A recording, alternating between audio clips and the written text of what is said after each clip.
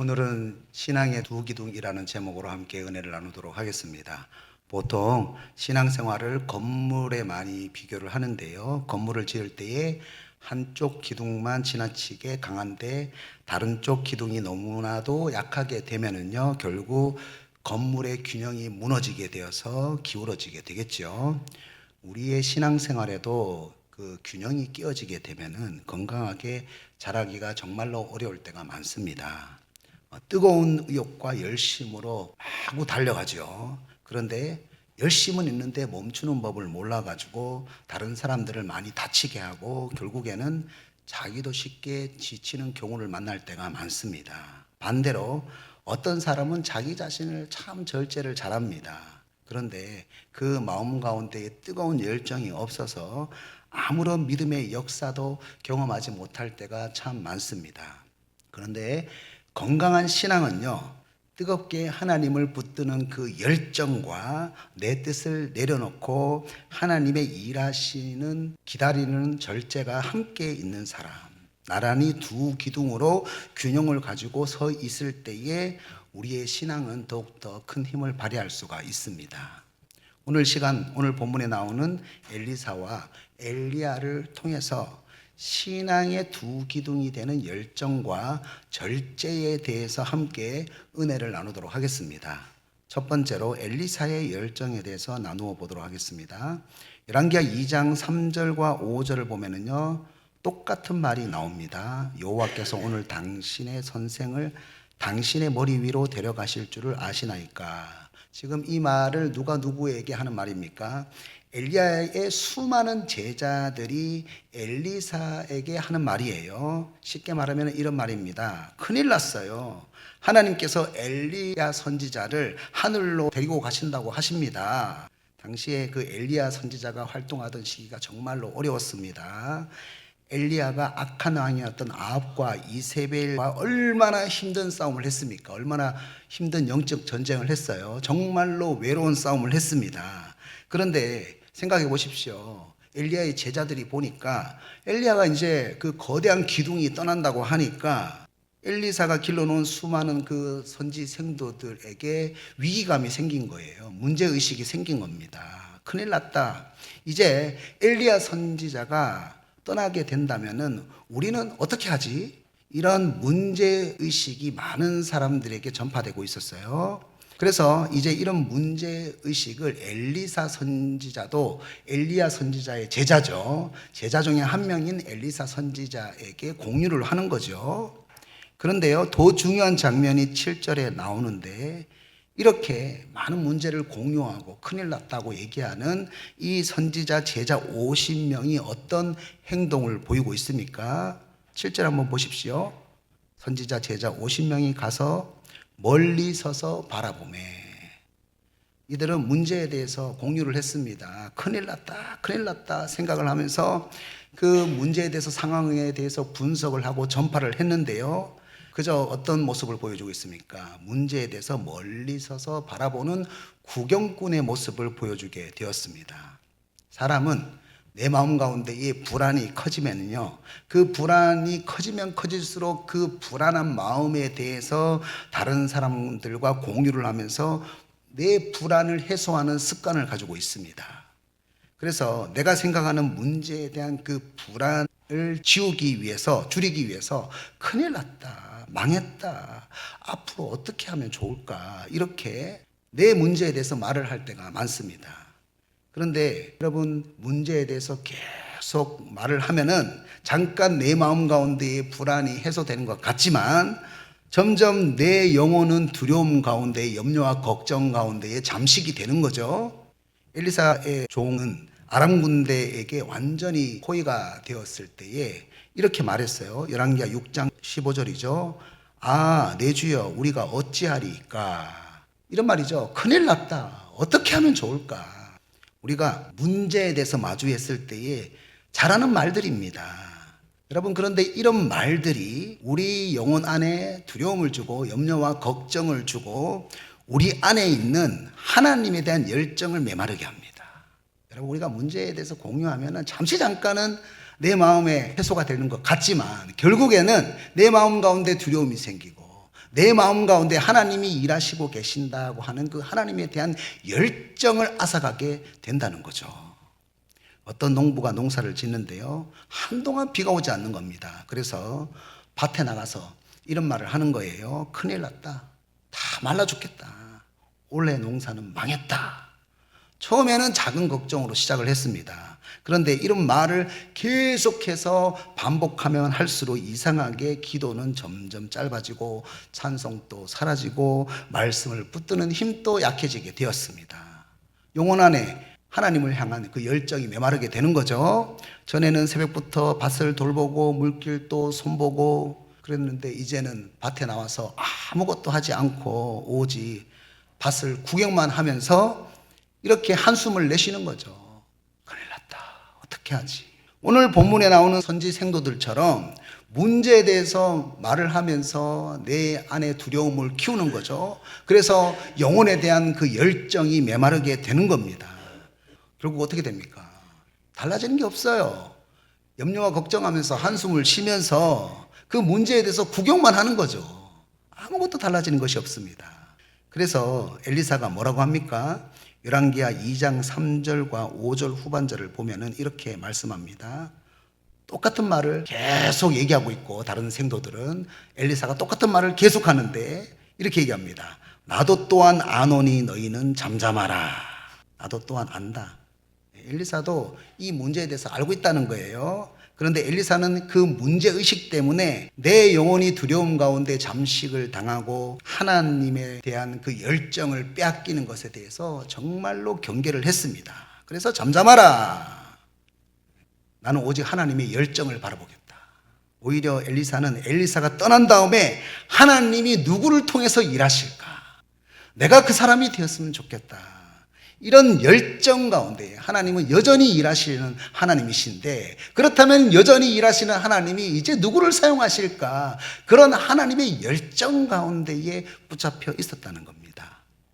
그래서 스승이 되는 엘리야가 제자 엘리사에게 떠나라 이렇게 얘기하는데도 불구하고 절대로 떠나지 않겠다고 말을 했어요. 엘리야가 보니까 엘리사가 계속 끈질기게 따라오잖아요. 다른 생도들은 구경만 하고 있는데 끈질기게 엘리야를 따라오니까 그러니까 야, 엘리사 갔으면은 하나님을 향한 열정이 있구나. 그래서 열왕기하 2장 9절에서 내가 내게 어떻게 할지를 구하라 이렇게 물어봤어요. 이때에 9절 후반절에서 엘리사가 무엇을 구합니까? 당신의 성령이 하시는 역사가 갑절이나 내게 있게 하소서. 여러분 엘리사가 무엇을 열정적으로 구했습니까? 여기서 갑절은 히브리어로 피슈나임이라고 하는데요. 두 부분, 두 개의 목이라는 뜻입니다. 신명기 21장 17절에 보면은요. 장자에게는 두 개의 목을 주도록 말씀을 하고 있습니다. 그러니까 여기서 갑절이라는 의미는요. 영적인 장자라는 의미입니다. 그래서 엘리사는 엘리야의 사명을 잇는 영적인 장자가 되고 싶습니다. 이 갑절이란 말은 내가 당신을 잇는 그런 수제자, 영적인 장자가 되고 싶습니다. 이렇게 구한 거예요. 그런데 엘리사가 엘리야의 사명을 잇기 위해서 무엇이 필요하다고 말을 했습니까? 9절 후반절을 보면은 성령이 하시는 역사가 필요하다. 이렇게 부탁을 했습니다. 여러분 이것은 내가 스승인 엘리야보다 갑절의 어떤 성령의 역사하는 능력을 얻게 되어가지고 내가 유명한 사람이 되고 싶다 이런 의미가 아닙니다. 이런 열정이 아니에요. 여기서 성령의 역사라는 단어는요 원어로 두 단어가 아닙니다. 성령의 역사라고 하는 이 단어가 원어로 한 단어입니다. 성령의 역사가 루하흐 라고 하는데요. 하나님의 숨결, 생명의 호흡, 하나님의 영이라는 뜻입니다. 인간을 창조하실 때에 하나님께서 인간을 흙으로 빚으시고 코에다가 생기를 불어 넣으셨죠. 하나님의 생기입니다. 하나님의 영입니다. 그래서 9절 말씀을 개역 한글로 보면은 이렇게 되어 있어요. 당신의 영감이 갑절이나 내게 있기를 구하나이다. 그냥 루아흐라고 하는 그 단어가 영감이라고 하는 한 단어로 설명이 되어 있습니다. 그런데 이제 역사라고 하는 단어가 추가로 해서 이렇게 들어오게 되니까 성령님이 하시는 어떤 역사, 성령님이 하시는 어떤 능력이라고 우리가 오해를 많이 합니다. 그런데 원래 원어의 의미를 보면은 엘리사는 엘리야에게 있는 어떤 능력을 구한 것이 아닙니다. 루아흐, 하나님의 영을 갑절이나 내게 부어 주시옵소서, 이렇게 구한 거예요. 그러니까 엘리야의 뒤를 잇는 영적인 장자가 되기 위해서는 갑절이나 되는 하나님의 영을 나에게 부어 주시옵소서, 이렇게 구한 거예요. 여러분, 왜 이렇게 구했을까요? 스가랴서 4장 6절에 보면 이렇게 말씀합니다. 이는 힘으로 되지 아니하며 능력으로 되지 아니하고 오직 나의 영으로 되느니라. 엘리사는 이제 더 어두워질 거 아닙니까? 엘리야가 떠나고 나면은 더 어두워지는 이런 세상을 살리기 위해서는 나의 열정, 나의 힘으로는 한계가 있다. 엘리사는 모든 일을 나의 열정이 아니라 하나님이 주시는 마음으로 해야 된다는 사실을 알았습니다.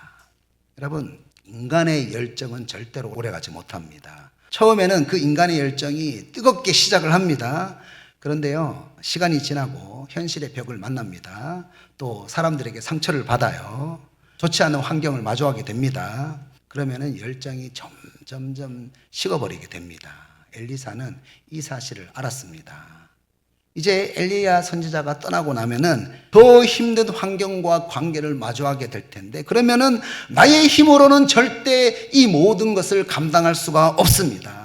그래서 엘리사는 이렇게 고백을 한 거예요. 강력한 성령의 임재가 있어야지 이 모든 어려움을 내가 감당할 수가 있습니다.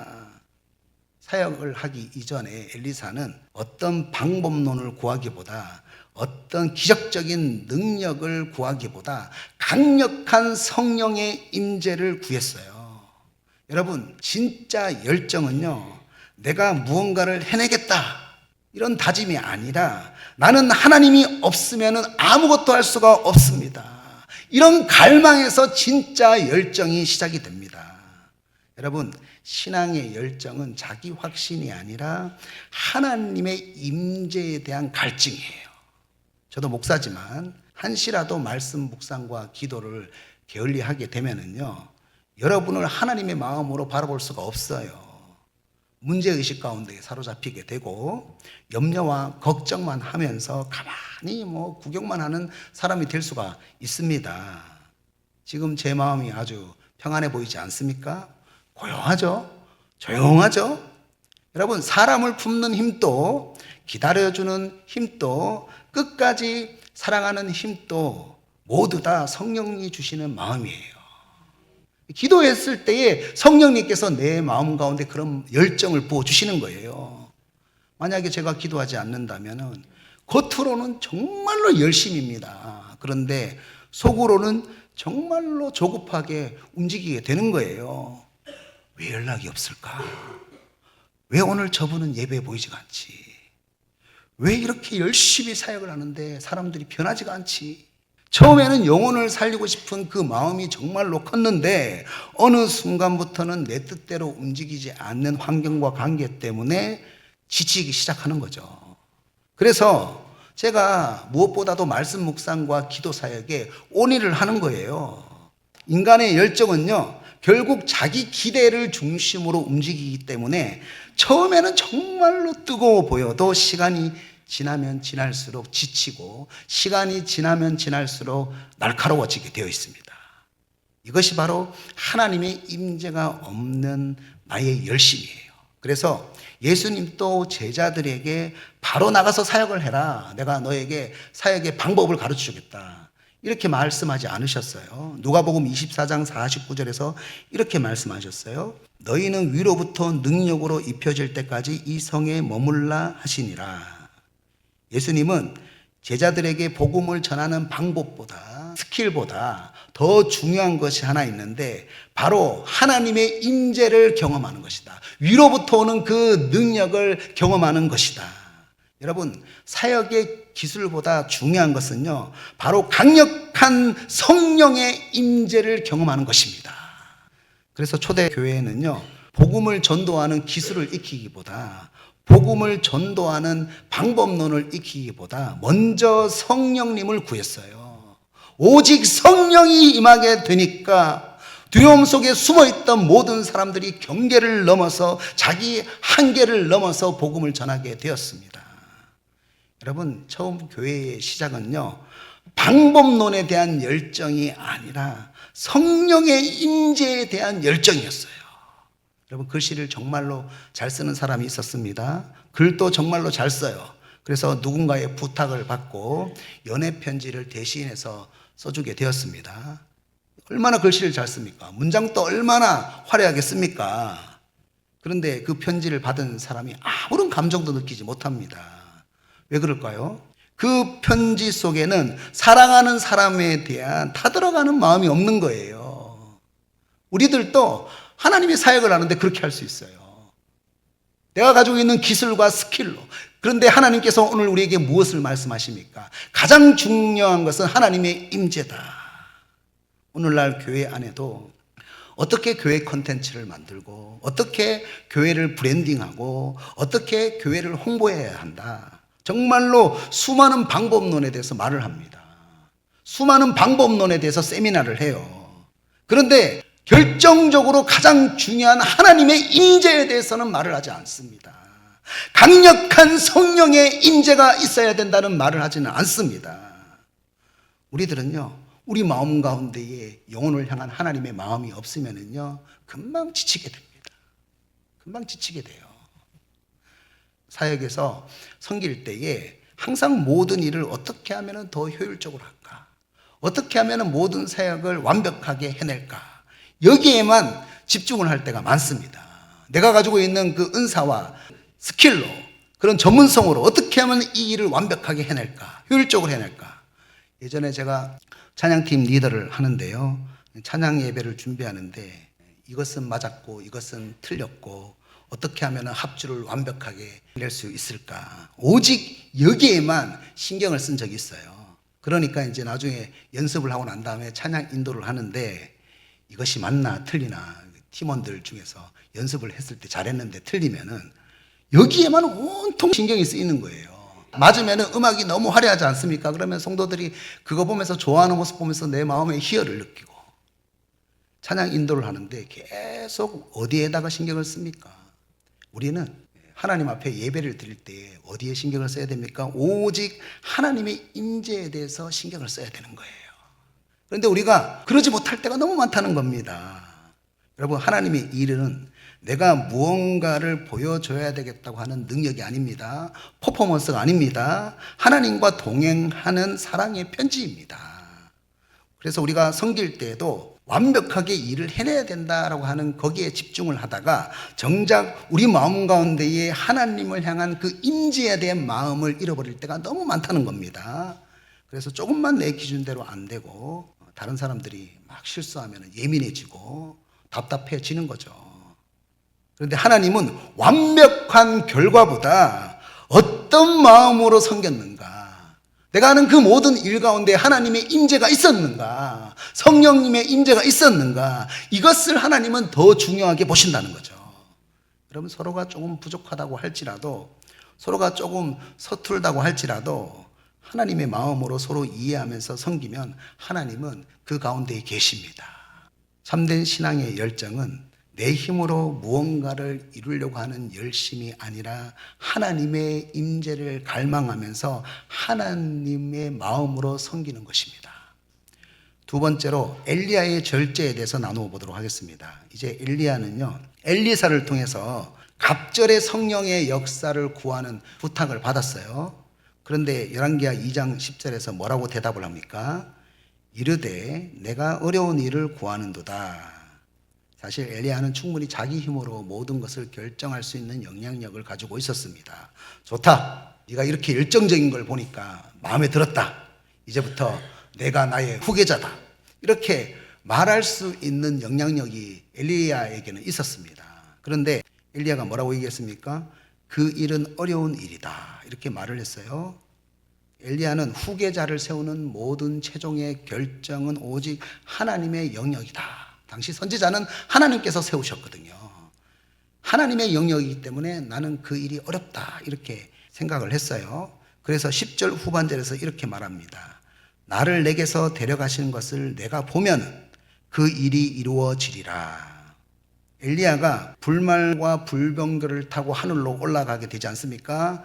그 영적인 일을 보게 되는 일은요, 사람이 할 수 없습니다. 그 일을 다른 생도들이 아무도 보지 못했거든요. 이런 현상은 영적인 현상이기 때문에 인간의 눈으로는 절대로 볼 수가 없어요.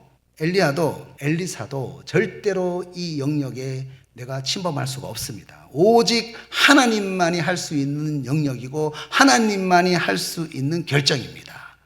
여러분, 절제는요, 힘이 없어서 못하는 것이 아닙니다. 힘이 있어요.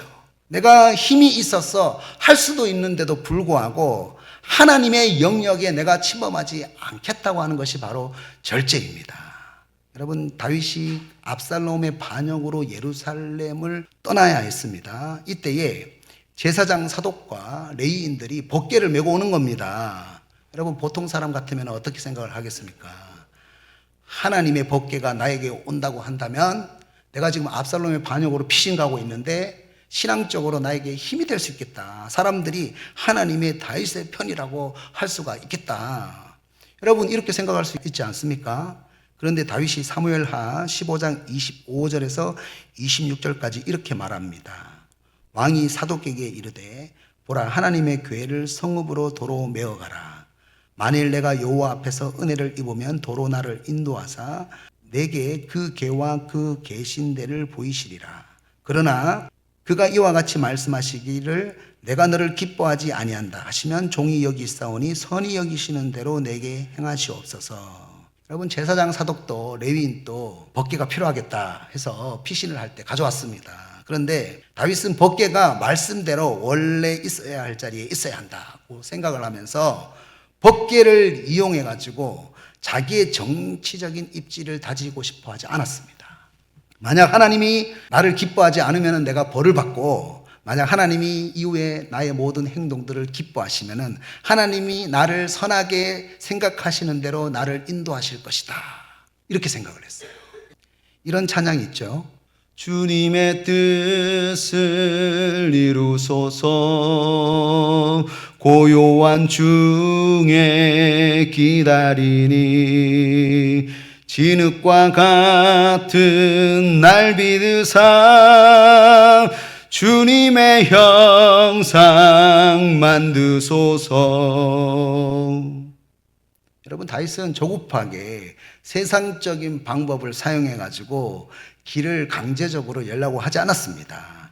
하나님의 방법으로, 하나님의 형상으로 그냥 살아가는 거예요. 그리고 고요한 중에 하나님의 뜻을 기다렸습니다.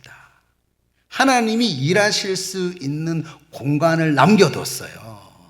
우리들에게 이렇게 하나님이 일하실 수 있는 공간을 남겨두는 절제가 필요하다는 거죠. 인간 안에는 통제 욕구가 있다고 합니다. 사람은 불안할수록 모든 것을 빨리 통제하고 싶어 합니다. 외국 사람들에게, 한국 사람들에게 대해서 설명을 하라고 하면 외국 사람들이 이렇게 얘기를 한다고 합니다. 빨리, 빨리, 빨리, 빨리. 그래서 한국 사람들은 운전할 때도 더 빨리 가려고 옆 차선을 항상 본대, 이렇게. 옆 차선이 비어 있는가. 그런데 옆 차선이 좀 더 빠른 것 같아요. 그래서 급하게 차선을 바꾸었는데 나중에 보니까 원래 있던 차선이 더 빨리 가는 거죠. 그럴 때 있죠. 신앙도 비슷합니다. 결과를 빨리 만들고 싶어 하는 그 속도를 내가 막 추구하려고 하는 거예요. 그때 우리에게 나타나는 현상이 뭡니까? 눈에 보이는 세상적인 해결책, 세상적인 방법들을 사용하려고 한다는 거죠. 그런 마음들을 절제해야 됩니다. 결국 당시에는 더 빨리 가는 것 같지만 조급함 때문에 계속 세상적인 방법으로 방향만 바꾸다가 마음은 더 지치게 되고 관계는 더 어그러지고 내 마음이 흔들리게 되는 경우가 정말로 많다는 겁니다. 요즘 사람들은요, 과정을 견디는 힘보다 빨리 가는 기술을 더 선호합니다. 그런데 우리에게 무엇이 필요합니까? 과정을 견디는 힘이 필요합니다. 그래서 환경도 사람도 내가 억지로 통제하려고 할 때가 너무 많습니다. 그러니까 내 마음이 불안한 거예요. 그러니까 실망을 하는 겁니다. 그러니까 우리 마음에 지침이 들어오는 거예요. 우리는 세상적인 방법으로 억지로 문을 열려고 하는 기보다는 여러분 손해 보이는 것 같습니다. 답답해 보입니다. 그런데도 조급하게 움직이지 말고 오직 말씀 붙들고 선하게 사는 거예요. 꿋꿋하게 마라톤 경주를 하는 겁니다. 그러면서 하나님께서 어떻게 일하실지 하나님께서 선히 여기시는 대로 이루어 주십시오. 다윗이 그렇게 기도했지 않습니까? 하나님께서 일하실 공간을 남겨둘 수 있는 절제가 우리 가운데 있어야 된다는 겁니다. 우리들은 엘리야와 다윗처럼 하나님의 그 일하심을 제약하는 세상적인 그 방법에 대해서 절제하는 마음이 있어야 됩니다. 이제 말씀을 적용하겠습니다. 유진 피터슨 목사님은 한길 가는 순례자라는 책에서 이렇게 말했습니다. 신앙은 순간적인 열심만으로도 세워지지 않고 아무 열정 없이 멈춰 있는 것으로도 자라나지 않습니다. 하나님을 향한 뜨거운 열정과 하나님의 때를 기다리는 절제가 함께 서 있어야 합니다. 여러분, 어떤 사람이 자동차를 운전을 하면서 빨리 가야 한다는 마음 때문에 계속 엑셀만 밟는데요. 여러분, 자동차에 브레이크가 없다고 생각을 해보십시오. 그러면 어떻게 되겠습니까? 정말로 빨리 달리는데 막 200km로 달리는 그런 성능이 좋은 자동차인데 브레이크가 없다. 잘못된 열정이죠. 사고가 납니다. 열정은 많은데 절제가 없는 사람들이 얼마나 많습니까? 반대로 운전을 하는데 브레이크만 막 계속 밟으면 어떻게 되겠습니까? 차가 절대로 힘있게 달려나갈 수가 없겠죠. 여러분, 신앙생활을 건강하게 달려가기 위해서는 앞으로 나아가는 열정도 필요하고 열정을 조절하는 브레이크도 절제도 필요합니다. 여러분, 열왕기상 7장 21절을 보면은 예루살렘 성전에는 보아스와 야긴이라고 하는 두 개의 성전 기둥이 서 있는데요. 보아스라는 성전 기둥은 이런 뜻이죠. 그에게 능력이 있다라는 뜻입니다. 그에게 능력이 있다. 여러분, 이 말씀에서 중요한 것은 능력보다 그에게라고 하는 단어입니다. 하나님에게 능력이 있다는 겁니다. 능력보다 중요한 것은 뭡니까? 하나님인 거예요. 그래서 우리에게 무엇이 필요합니까? 나에게 중요한 어떤 전문성, 방법론, 어떤 능력보다 중요한 것은 그 능력을 주시는 하나님의 임재입니다. 하나님과의 교제입니다. 여러분, 하나님과 동행을 하면은요, 능력은 자연스럽게 따라옵니다. 그래서 여러분, 능력을 구하기 이전에 무엇을 구해야 됩니까? 성령 충만함을 구하십시오. 하나님의 임재를 구하십시오. 선지 생도들은 문제를 계속 말하다가 두려움에 사로잡혀서 멀리 서서 바라보는 구경꾼이 되었지만 엘리사는 문제보다 오직 하나님이 하실 그 일을 바라보면서 기술보다 방법보다 능력보다 강력한 성령의 임재를 구했습니다.